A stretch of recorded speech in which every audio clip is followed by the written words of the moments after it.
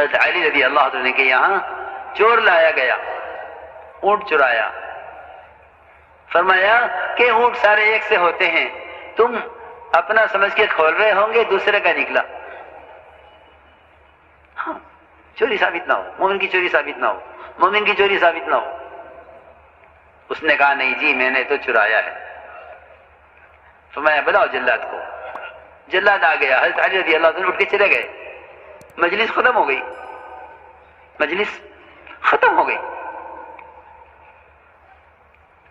ہاں یہ نہیں کہ اس ساتھی کے بارے میں اگلے مشورے میں دیکھیں گے، یہ نہیں کہ نہیں، مجلس ختم ہو گئی۔ اگلی مرتبہ تھوڑی دیر کے بعد میری واپس آئے، پوچھا کیا بات ہے، کہاں سے آئے ہو،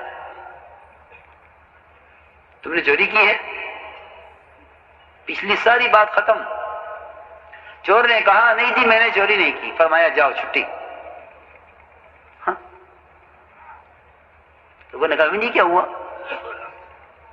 اس نے اقرار کر لیا، آپ نے تیل منگوا لیا، جلاد کو بلا لیا، ساری تیاریاں ہو گئیں، وہ کہہ رہا ہے میں نے چوری نہیں کی، آپ نے چھوڑ دیا۔ فرمایا میں نے اس کو پکڑا تھا اس کے اقرار پر اور چھوڑ دیا اس کے انکار پر۔ انکار کر رہا مومن کہ تم نے اس کے اقرار کا یقین کر لیا، اس کے انکار کا یقین نہیں کر رہے۔ سوچو تو صحیح، اس کے اقرار کا یقین کر لیا، اس کے انکار کا یقین نہیں کر رہے کہ میں نے اس کو پکڑا تھا اس کے اقرار پر، چھوڑ دیا اس کو اس کے انکار پر۔ یہ ہے اسلوب مزاج دعوت کا،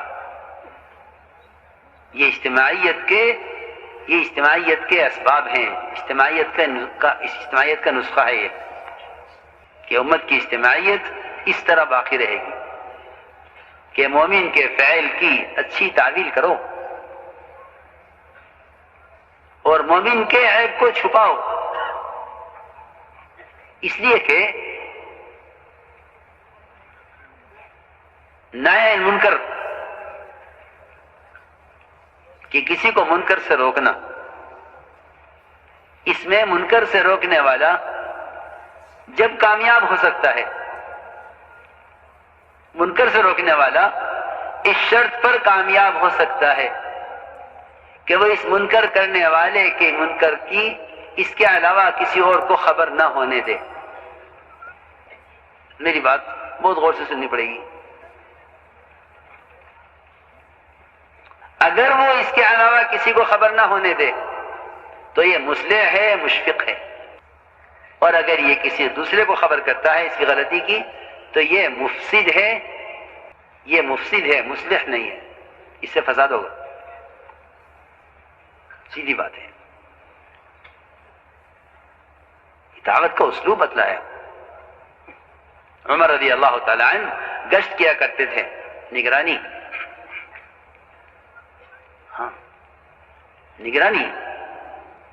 اس نگرانی میں رات کو ایک گھر میں روشنی نظر آئی، حضرت عمر رضی اللہ تعالی عنہ دیوار پھلان کر گھر میں داخل ہو گئے،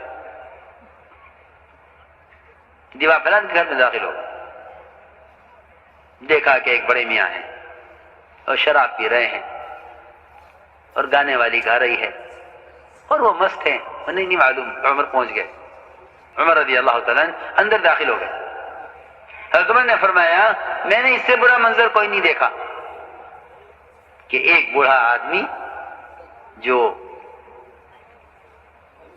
موت کا منتظر ہے اور اس گناہ میں مبتلا ہے۔ بڑے میاں نے کہا امیر المؤمنین میں نے ایک گناہ کیا ہے کہ میں شراب پی رہا ہوں، آپ نے 3 گناہ کیے ہیں، آپ دیوار پھلان کر آئے، دروازے سے نہیں آئے، یہ قرآن کی خلاف کیا، آپ نے میرا عیب تلاش کیا، یہ غلط کیا، اور آپ نے بغیر اجازت کے آپ داخل ہوئے، یہ تینوں قرآن کے خلاف، میرا ایک گناہ آپ کے 3 گناہ۔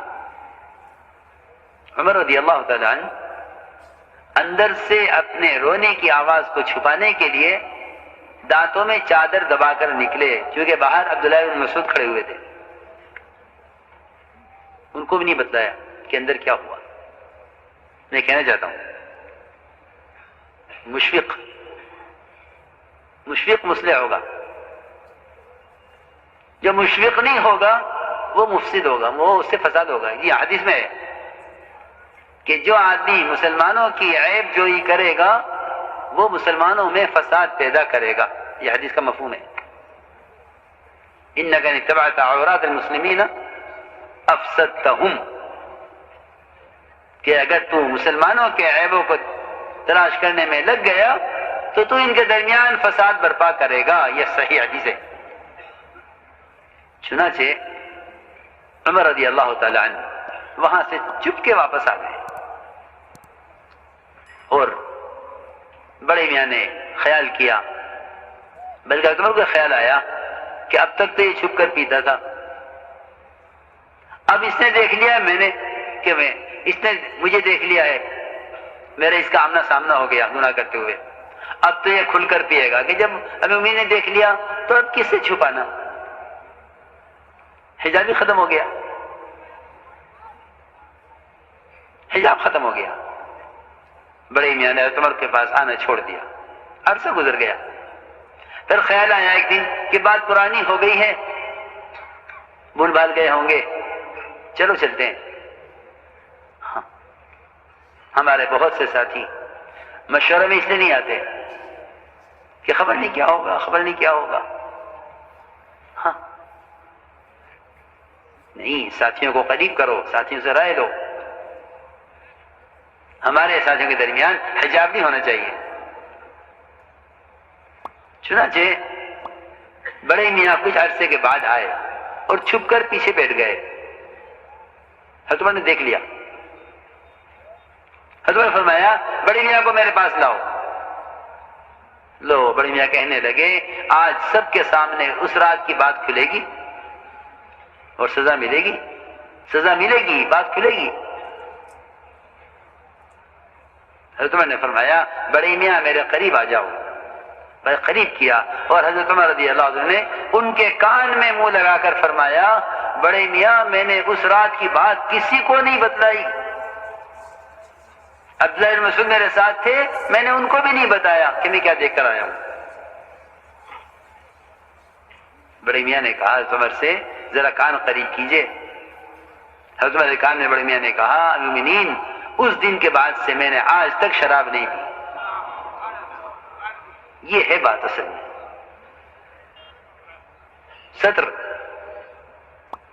ستر کرنا، مسلمان کے عیب کو چھپانا. ہم حیض صفحہ پڑھتے نہیں ہیں. حضرت نے اس کو مرتبی اس کام کے لیے کیا تھا تاکہ کام کرنے والوں کو کام کے اصول اور راہ ملے.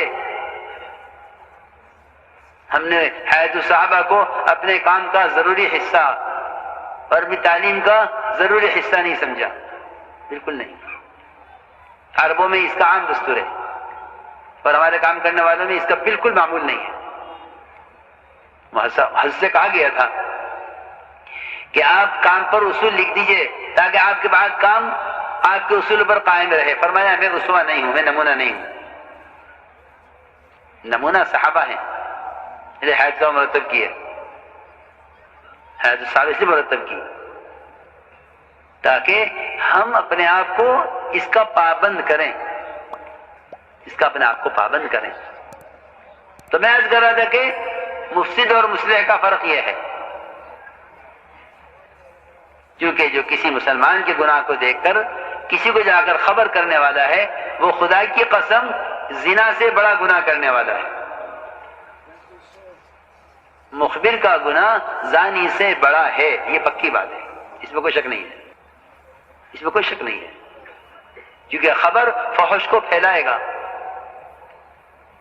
خبر فحش کو پھیلائے گا. جی ہاں، زنا سے زنا نہیں ہوتا، خبر سے زنا ہوتا ہے. ہاں، زنا سے زنا نہیں ہوتا، زنا سے زنا نہیں ہوتا، وہ خبر سے زنا پھیلتا ہے. ہاں، اس لیے اکبر کا قول ہے امیت الباطل بترک ذکری ہی، کہ باطل کا ذکر کو مارنا ہے، باطل کو مارنا ہے تو اس کا ذکر چھوڑ دو، مر جائے گا باطل. اس لیے دوستو عزیزوں یہ حکم دیا اس کا کہ مسلمانوں کی خوبیاں بیان کرو اور خوبیاں تلاش کرو، ایک دوسرے کی خوبیاں تلاش کرو، کمزوریاں نہیں، کمزوری سے کوئی خالی نہیں ہے۔ فرمایا حدیث میں کلکم خطاؤن، تم سب خطا کار ہو، سب کے سب خطا کار ہو، سب خطا کار، کوئی یہ کہہ نہیں سکتا میری غلطی نہیں ہے۔ تو یہ حکم دیا کہ مسلمانوں کی خوبیاں تلاش کرو۔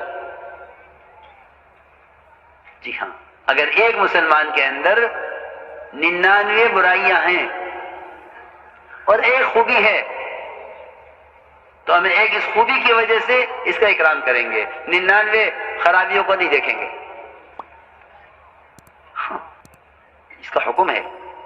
حضور اکرم صلی اللہ علیہ وسلم کے یہاں جنازہ لایا گیا، عرض کیا گیا کہ جنازہ آ گیا ہے، نماز پڑھا دیجیے۔ کہ آپ نے فرمایا تھا صحابہ سے کہ کوئی جنازہ آیا کرے تو مجھے خبر کیا کرو۔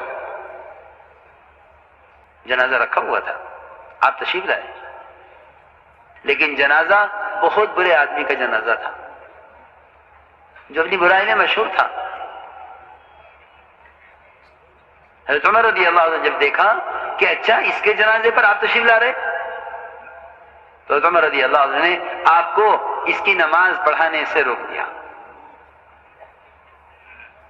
آپ کو روک دیا کہ آپ نماز نہ پڑھائیں، اس کی نماز کوئی اور پڑھا دے گا، آپ کسی جنازے پر مت آئیے۔ حضرت عمر کو مناسب نہیں معلوم ہوتا تھا کہ اس کے جنازے پر آپ آئیں،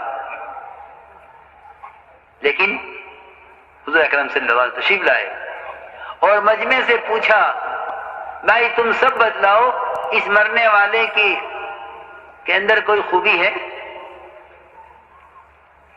کسی نے اسے کوئی خیر کام کرتے ہوئے دیکھا ہو؟ اسی طرح پوچھا۔